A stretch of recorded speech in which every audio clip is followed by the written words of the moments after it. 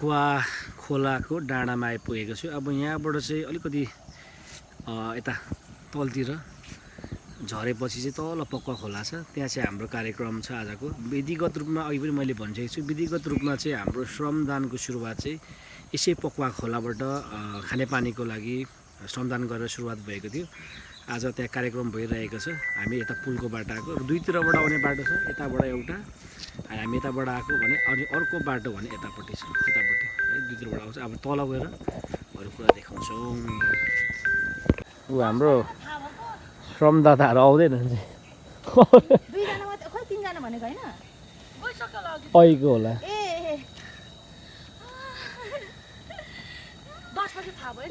खोला आइपुग्यो है, पक्वा खोला आइपुग्यो साथीहरू। अब अगाडि कार्यक्रम भइरहेको छ। त्यो माथिको डाँडाबाट झरेको तल आउँदैछ अझै पर तल हरे माथि आउँदैछ है।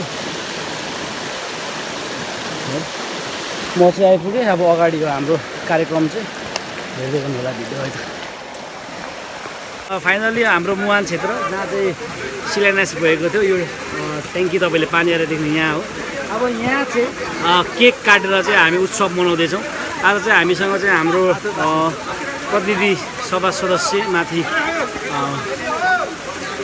आदरणीय दिदी अम्बिका दिदी हुनुहुन्छ। दिदीले चाहिँ अघि विशेष उहाँको अतिथितामा चाहिँ यहाँ कार्यक्रम आज यो भइरहेको छ। हामीसँग केन्द्रका अरू साथीहरू, जिल्ला प्रदेश नगरका पनि हुनुहुन्छ। हामीले अब यहाँ कार्यक्रम गरेको छ। नमस्कार, जय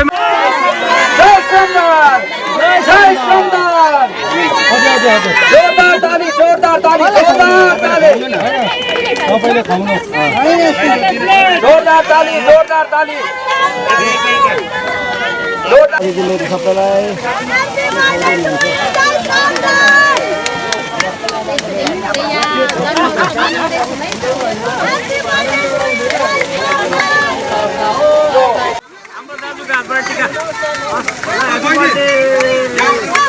ह्याप्पी बर्थडे, जय सोमनाथ।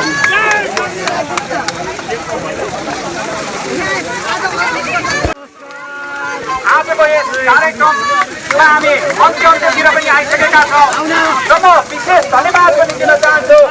आजको यस कार्यक्रममा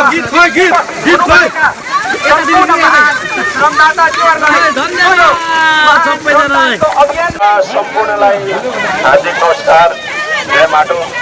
र यो ऐतिहासिक ठाउँमा आज आइपाउँदा साँच्चै खुसी लागेको छ। धेरै साथीहरू जुन यतिखेर विशेष गरी म बोल्ने समय चाहिँ आज ती साथीहरूलाई सम्झिन चाहन्छु, ती महान श्रमदाताहरूलाई जो अहिले सबैजना देश विदेशमा पुग्नु भएको छ पक्कै पनि। र विशेष गरी हाम्रो सचेत धराने समूहका दाईहरू यहाँ माथि ट्याङ्कीमा पहिलोचोटि हामीले खन्द चाहिँ सचेत धराने, त्यतिखेर हाम्रो स्वतन्त्र नागरिक समाज र सचेत धराने समूह मात्रै थियो। त्यतिखेर सम्पूर्ण दाजुभाइ दिदीबहिनी जो अहिले विदेशमा हुनुहुन्छ, हाम्रो धेरै दाईहरू, हाम्रो दिप दाई आज आउनु भएको छ। दिप दाईलाई हेलो सचेत दाईको।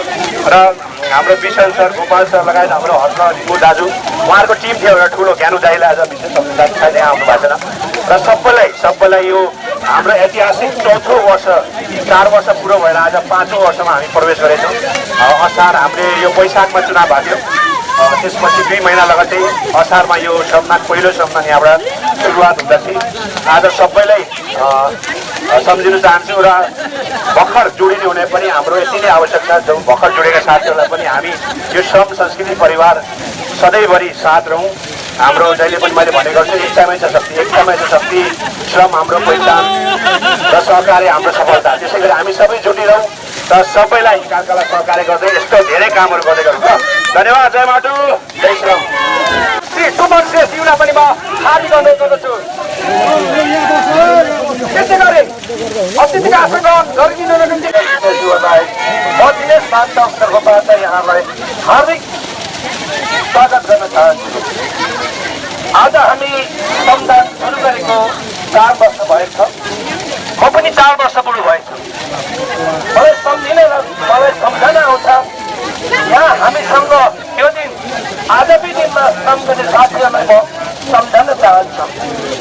उहाँहरू देश विदेशमा गएर आफ्नो परिवारको निम्ति, आफ्नो भविष्यको निम्ति तपाईँ जहाँ भएर पनि यो कार्यक्रम हेरिरहनु भएको छ भने भने तपाईँहरूलाई मैले यही मिडिया मार्फत सम्झन चाहे। कार्यक्रम समापन भइसकेको छ। अब अन्तिम हामी ग्रुपिङ फोटो खिच्दैछौँ सबैजना है त, ग्रुपिङ फोटो खिच्दैछौँ। आजको हाम्रो वार्षिक उत्सव 14 वर्ष पुरा भएर 5औं वर्षमा लागेको छ श्रम अभियानको।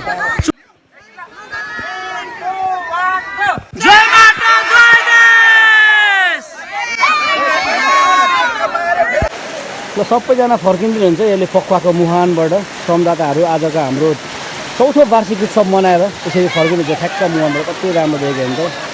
सबैजना एउटै टी सर्टमा हाम्रो श्रमदान गर्ने, पसिना बगाउने भनेर यो देशको निम्ति सबैजना खटिरहनुभएका लागिरहनुभएका निस्वार्थ भावनाले हाम्रो श्रमदाताहरू आजको यो हाम्रो वार्षिक उत्सव स्थापन गरेर फर्किँदै हुन्छ।